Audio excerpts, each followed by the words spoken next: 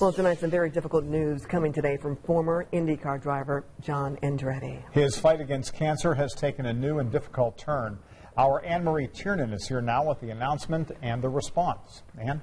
Well, the news broke just today before the noon show with a tweet made by John Andretti himself. In it, Andretti said 6-month scans revealed his colon cancer had returned and also had spread to other areas. He goes on to say that now they're evaluating their treatment options, and he asked for continued prayers.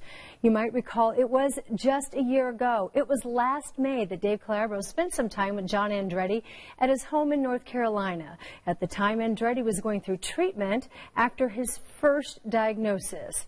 Out of his story came the hashtag and the Check It for Andretti campaign.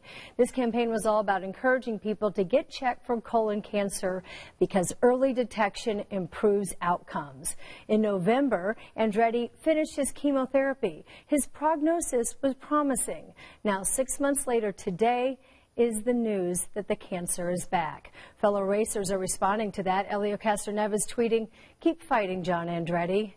Graham Rahal posted, "Sad news from a great man. Keep fighting, John Andretti. You can kick it. We all know that." And his cousin, Marco Andretti, tweeted, "Please turn up the prayer wick for my cousin John Andretti as the cancer has returned. Keep fighting, man."